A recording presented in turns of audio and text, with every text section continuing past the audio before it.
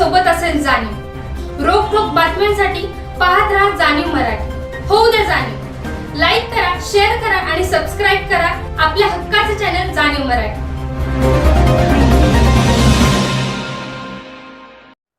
सातारा जिल्हा परिषदेची निवडणूक ही पहिल्यांदाच अशा पद्धतीनं राड्यानं साताऱ्यात झाली आणि छत्रपती शिवरायांच्या सातारा, यशवंतराव चव्हाणांच्या विचारांचा सातारा, पत्री सरकारचा सातारा, अशा पद्धतीचं जे साताऱ्याला वेगळं वलय होतं ते पूर्ण वलय नेस्तानाभूत झालं आणि त्याला कारणीभूत म्हणजे राजकीय नेते आहेत। खरं तर सातारा जिल्हा परिषदेमध्ये राष्ट्रवादी, शिवसेना, स्वाभिमानी शेतकरी संघटना, एक अपक्ष आणि एक काँग्रेस अशा पद्धतीचं त्यांचं बलाबल जास्त होतं। कारण शिवसेनेचे 20 होते, राष्ट्रवादीचे 15 होते, स्वाभिमानी शेतकरीचे 1 होते आणि काँग्रेसचा 1 उमेदवार आणि त्याच्यानंतर अपक्ष 1 अशा पद्धतीचं यांचं बलाबल होतं आणि 27 जे सदस्य होते ते भाजपचे होते। त्यामुळं यावेळेला भाजपला बाजूला ठेवून अध्यक्ष आणि उपाध्यक्ष पदाच्या निवडी होतील असं वाटत होतं। पण त्या पद्धतीनं पिक्चर स्टाईल जो राडा झाला, एखादा चित्रपटाला शोभेल असं, म्हणजे खरं तर सातारा जिल्हा परिषदेच्या निवडीबाबत एखादा चित्रपट निघू शकतो अशा पद्धतीचा तो राडा झाला। त्यामुळं सातारा जिल्ह्यातच नव्हे तर याचे पडसाद राज्यात उमटले आणि हाच काय यशवंत विचारांचा सातारा अशा पद्धतीचं एक वेगळं वलय आणि एक वेगळी ओळख साताऱ्याची झाली। अध्यक्ष उपाध्यक्षाच्या निवडीनंतर जिल्हा परिषदेच्या अर्थ, शिक्षण, महिला बालकल्याण आणि समाज कल्याण अशा 4 सभापतींच्या निवडी आहेत आणि याकडे संपूर्ण जिल्ह्याचं नव्हे तर राज्याच्या राजकारण्यांचं या निवडीकडे लक्ष लागले। आता वास्तविक पाहता ह्या निवडी सरळ मार्गी व्हायला काय हरकत नव्हत्या। त्या काळात सुद्धा अध्यक्ष उपाध्यक्ष पदाच्या निवडी ह्या त्यांनी वास्तविक खरं तर पाहता अतिशय खेळीमेळीच्या वातावरणात सगळ्या नेत्यांनी एकत्र येऊन करायला हव्या होत्या आणि ते करणंही गरजेचं होतं। तर प्रत्यक्षात ते घडलं नाही, हे सातारकरांचं दुर्दैव म्हणावं लागेल। आणि या पुढच्या काळात जर साताऱ्याची एकता किंवा साताऱ्याचा जो विचारधारा आहे ती जर टिकवायची असेल तर निश्चितपणानं ह्या सगळ्या नेत्यांनी, राजकीय नेत्यांनी एकत्र यावं। त्यामध्ये ग्रामविकास मंत्री जयकुमार गोरे साहेब असतील, सार्वजनिक बांधकाम मंत्री शिवेंद्र सिंहराजे भोसले बाबाराजे असतील, जिल्ह्याचे पालकमंत्री शंभूराज देसाई साहेब असतील किंवा पुनर्वसन मंत्री मकरंद पाटील आबा असतील, हे सगळी जी मंडळी आहेत, नितीन काका असतील, ह्या सगळ्या राजकीय नेते मंडळांनी खरं तर या निवडीसाठी एकत्र यावं आणि या निवडी कशा खेळीमेळीच्या वातावरणात उर्वरित ज्या आहेत त्या व्हाव्यात यासाठी सगळ्यांनी मिळून प्रयत्न करावे। कारण फक्त जिल्ह्याची नाहक बदनामी होते असं नाही, तर सातारा जिल्ह्यातले जे हे तुम्ही मातब्बर मंडळी आहात की ज्यांनी तुम्ही 3-3.5 लाख लोकांचं प्रतिनिधित्व मतदारसंघात करता आणि आता संपूर्ण राज्याची जबाबदारी तुमच्यावर आहे, तुम्ही दुसऱ्याला संदेश काय देणार? अशा पद्धतीचं जर वातावरण होत राहिलं तर सातारची बिहारच्या दिशेनं वाटचाल चालली की काय? आपण बीड उस्मानाबादला नावं ठेवतो, तिचीच पुनरावृत्ती साताऱ्यात झाली का काय असा लोकांचा गैरसमज व्हायला लागला आहे। ह्या 4 नेते मंडळींनी एकत्र यावं। उदयनराजेंनी ह्यात लक्ष घालायला हरकत नाही। उदयनराजेंनी जर गेल्या वेळेलाच लक्ष घातलं असतं तर साताऱ्याची जी बदनामी झाली, साताऱ्याच्या राजकारण्यांची फक्त बदनामी झाली ना तर जिल्ह्याच्या परंपरेला कुठंतरी गालबोट लागलंय, ही परिस्थिती खरं तर झाली नसती। यावेळेला थोडंसं एक पाऊल पुढं टाकत आपलं वर्चस्व काय किंवा सातारच्या समाजमानावर किंवा एकंदरीत राजकारणाच्या जिल्ह्याच्या राजकारणावर कसा दबदबा आहे किंवा कशी आदरयुक्त भीते हे दाखवण्यासाठी तरी उदयनराजेंनी पुढे यावं अशी तमाम जनतेची मागणी आहे। खरं तर त्यांनी पुढे येऊन अशा पद्धतीनं निवडी ह्या खेळीमेळीच्या वातावरणात व्हाव्यात एवढी सर्वसाधारण लोकांची अपेक्षा आहे। कारण आम्ही मतदान देताना विकासाकडे बघून मतदान केलेलं आहे आणि विकास जर झाला नाही तर नुसतीच जिल्हा परिषद सदस्यांची बदनामी होईल असं नाही, तर निश्चितपणानं सातारा तुमच्या नेते मंडळींची सुद्धा होईल। त्या निवडी अत्यंत खेळीमेळीच्या वातावरणात होतील असं आज जरी वाटत असेल तर प्रत्यक्षात तसं होईलच का नाही हे सांगणं थोडंसं कठीण आहे।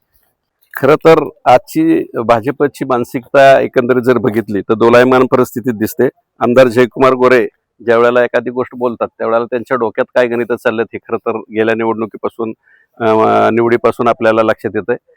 जयकुमार गोरे साहेबांचं म्हणणं असं आहे, झाल्या निवडी तर खेळीमेळीच्या वातावरणात ठीक, नाही तर आम्ही जसे अध्यक्ष उपाध्यक्ष केले त्याच पद्धतीनं आम्ही ह्या सुद्धा निवडी भाजपच्या बाजूनं पारडं जड करू, अशा पद्धतीचं जे वक्तव्य आहे.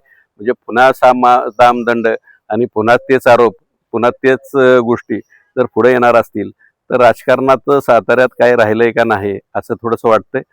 खरं तर अशा पद्धतीनं होण्यापेक्षा आता अध्यक्ष उपाध्यक्षपद ह्यांच्याकडे मिळालेलं आहे आणि ह्या जर गोष्टी अशाच तुम्ही तापवत ठेवल्या तर ते काय जिल्ह्याच्या दृष्टीनं काय योग्य आहे असं वाटत नाही. आणि ह्या ज्या पद्धतीनं तुम्ही वक्तव्य करता ती वक्तव्य सुद्धा पदाला शोभा देणारी नसतात, असं जनमानसातलं जे मत आहे ते अत्यंत चुकीच्या पद्धतीनं चाललेलं आहे. ह्या ज्या निवडी आहेत ह्या खेळीमेळीच्या वातावरणात व्हाव्यात आता, आणि त्यात उदयनराजेंनी लक्ष घातलं पाहिजे. कारण उदयनराजेंच्याकडे बघण्याचा दृष्टिकोन सातारचा एक गादीचे वारसदार थेट 13वे वंशज म्हणून वेगळा आहे आणि ते जर त्यांनी लक्ष घातलं तर निश्चितपणानं ह्या निवडी अत्यंत शांततेच्या वातावरणात पार पडतील. आता झालं गेलं विसरून जावं आणि पुन्हा तुम्ही एका बाजूला म्हणता की आमची राजकीय लढाई आहे शंभूराजे देसाईची आमची, आम्ही मित्र आहोत.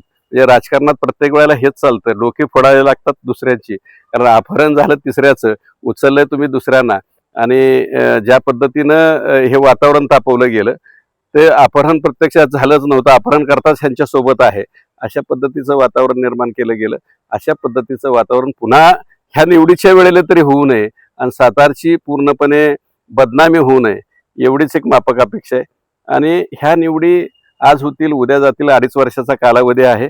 हा 2.5 वर्षाचा कालावधी कधी संपेल काय सांगता येत नाही आणि वेळ पटकन जात असते. पुढच्या 2.5 वर्षात तुम्हाला परत याला सामोरं जावं लागणार आहे.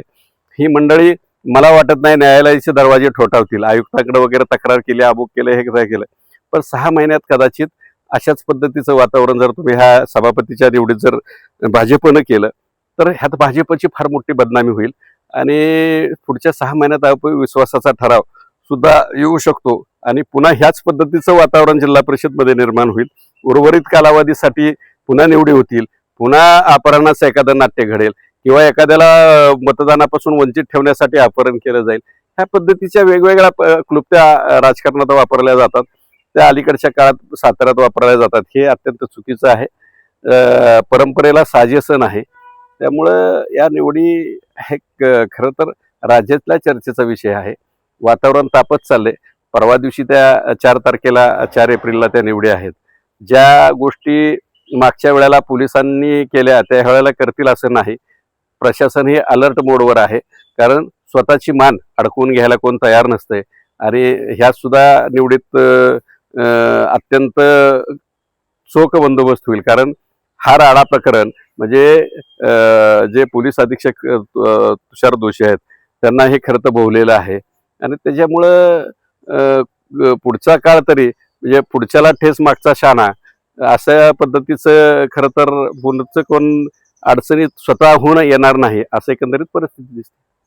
खरं तर या निवडीबाबत आता ज्यांना राजकारणातली काही माहीत नाही अशी लोक सुद्धा त्या राड्यापासून करतायत. पोलीस प्रशासनाला फार त्याची मोठी किंमत मोजावी लागली. पोलीस अधीक्षकांसारखा अधिकारी तुषार दोषी साहेबांना सुद्धा खरं तर रजेवर जावं लागलंय. त्यात सुद्धा एकमेकांच्यावर कुरुघोड्या करण्याचं काम गोरे साहेब म्हणे ते अर्जित रजेवर गेलेत, हे म्हणे सक्तीच्या रजेवर गेलेत.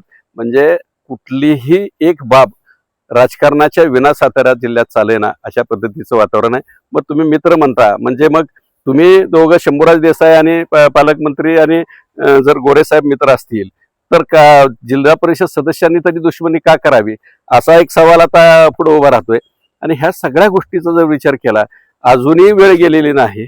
एकमेकांच्या गळ्यात गळे घाला आणि ह्या निवडी आम्ही अतिशय चांगल्या पद्धतीनं पार पडतोय आणि लोकहितासाठी निवडी आम्ही बिनविरोध पार पडतोय. कारण तुमचा जो एकंदरीत राजकारणाचा जो खेळ होता तो पूर्ण झालेला आहे. तुमचं मनसुबे पूर्ण झालेले आहेत.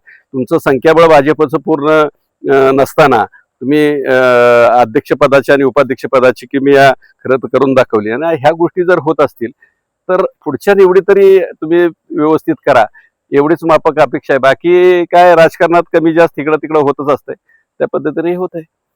पत्रकार हा विषय असा आहे की एखादी चांगली बातमी दिली तर पत्रकाराच्या खांद्यावर किंवा पाठीवर हात टाकला जातो.